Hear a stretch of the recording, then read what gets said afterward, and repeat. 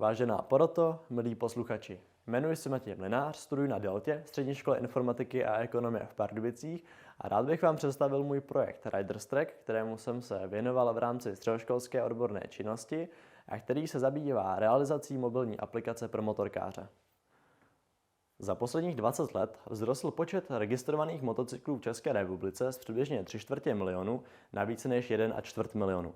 Motorkáři se rádi vrací k detailům svých jízd, jak sami v soukromí, tak je rádi sdílí i v komunitě, a to bez ohledu na věk. Zaregistroval jsem výrazný zájem o aplikaci, která by umožnila zaznamenávání a sdílení jednotlivých motorkářských výletů mezi ostatní uživatele s možností sledování detailních statistik z jízdy. Motorkáři si také často vedou svůj deník palivových záznamů, aby mohli sledovat průměrnou spotřebu paliva, náklady na pohonné hmoty za sezónu a přehled svých finančních výdajů v této oblasti.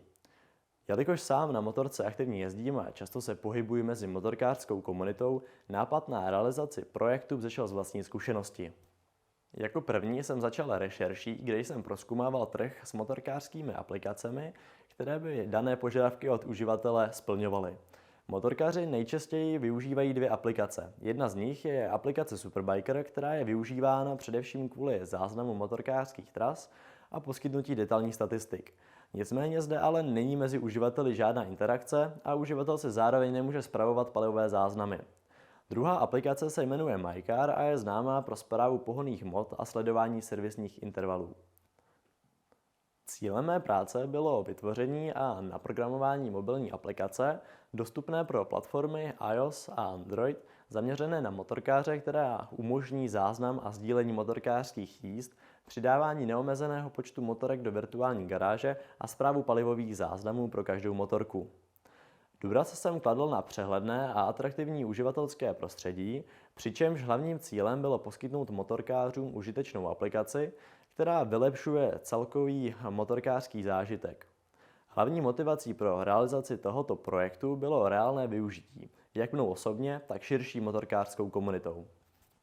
Aplikace přináší možnost zaznamenávat motorkářské trasy a umožňuje uživatelům podrobně analyzovat své jízdy, včetně maximální rychlosti, doby trvání a ujeté vzdálenosti. Trasy jsou přehledně a interaktivně zobrazeny na Google mapách ve 3D, leteckém nebo klasickém zobrazení, což výrazně vylepšuje atraktivitu záznamů pro uživatele. Do aplikace jsem naprogramoval i funkce pro správu palivových záznamů a přidávání neomezeného množství motocyklů do virtuální garáže. Celý projekt jsem realizoval sám. Začal jsem návrhem systému grafické i technické části. V grafické části jsem se zaměřil na celkový koncept mobilní aplikace s cílem dosáhnout maximální přehlednost a snadnou používatelnost. Kromě samotné mobilní aplikace jsem navrhl také webové stránky, vytvořil logo a ikony pro mobilní aplikaci. Při návrhu technické části jsem zvažoval více možností. Nakonec jsem zvolil následující technologie. Pro vývoj mobilní aplikace framework Flutter, pro Node Server Express a MongoDB jako databázi.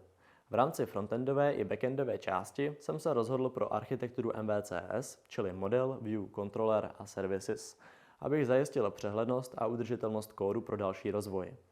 Tato architektura také poskytuje plynulé chování aplikace díky efektivní správě stavu. Implementoval jsem middleware pro zabezpečení samotných endpointů a využil kryptografickou funkci pro šifrování hesel.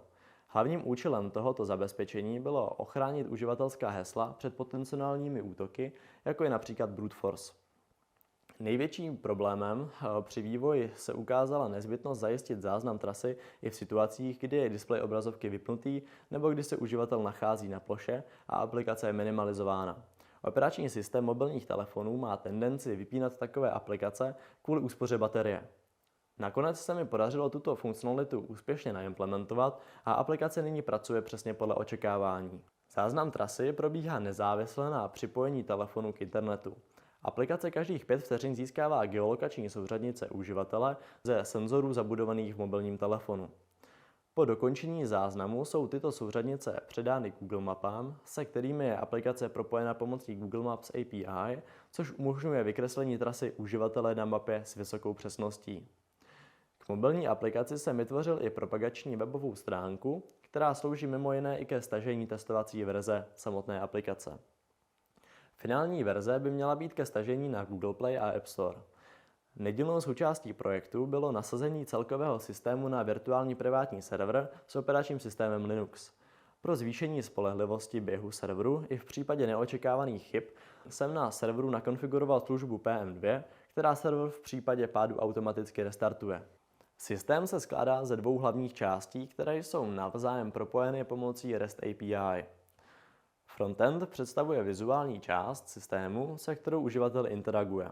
Pro tuto část jsem zvolil framework Flutter, který umožňuje export výsledného kódu pro obě platformy, iOS i Android.